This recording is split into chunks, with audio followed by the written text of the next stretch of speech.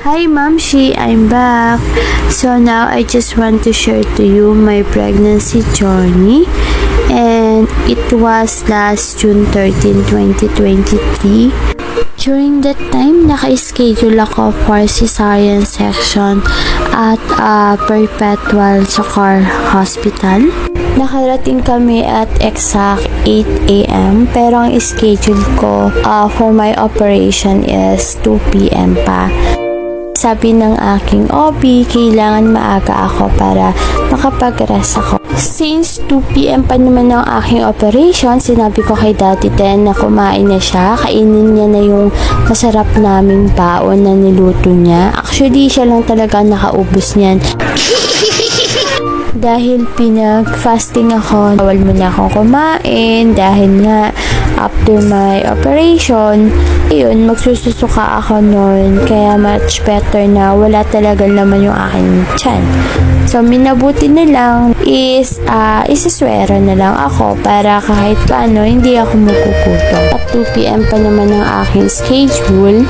Ayan, so minabuti ko na lang muna na magpahinga para naman may lakas ako after ng aking operation. Actually guys, kinakabahan ako during that time. Nag-iisip ako kung kakayanin ko pa ba yung operation na yun dahil after 7 years pa talaga nasundan yung second baby namin ngayon. Ayan, may swero na ako.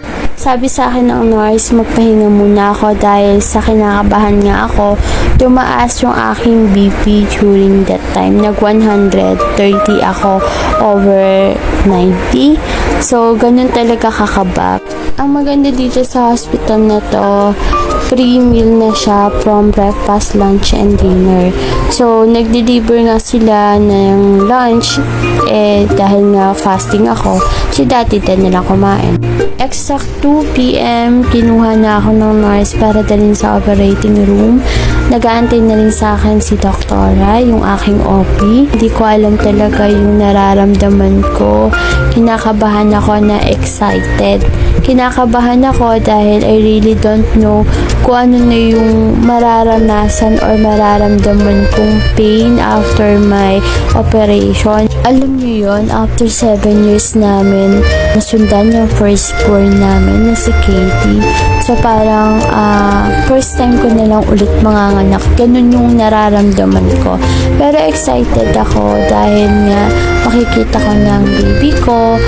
So, waiting sa akin si Daddy then bago ako pumasok sa loob, sinabihan niya ako na wag akong kabahan, pray lang ako kay Lord, lakasan ko yung loob ko, magpakatatag ako, and kayang-kaya kong malampasan yung operation na mangyayari.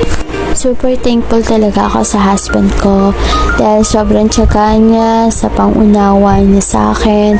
Ayan, nandyan talaga yung moody talaga ako and nandyan siya para intindihin na lang ako. Around 2:40 p.m. nailabas ko na si baby. So, nasa 30 minutes lang talaga yung operation ko. Sabi ng aking OB, healthy yung aking baby and sobrang laki niya.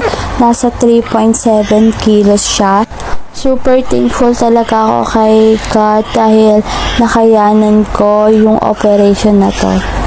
So, ayan, after 5 to 6 hours, nagdedede na sa akin si baby. So, ang pangalan niya po ay Ethan Jaden Meneses Karangian. It's a boy. So, sobrang happy ko talaga dahil nakita ko ng aking baby EJ. So, nakatayo na ako after 1 day.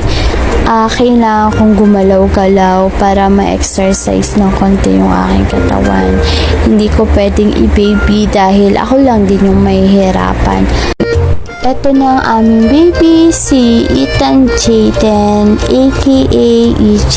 Ayan. So, sobrang worth it talaga yung sakit na nararamdaman ko nung nakita ko siya.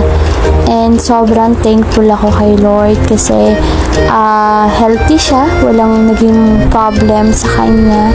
And also thankful ako kay Lord dahil binigyan niya ulit ako ng another one boy na mamahalin ko at mamahalin ako habang buhay. So, salamat Lord.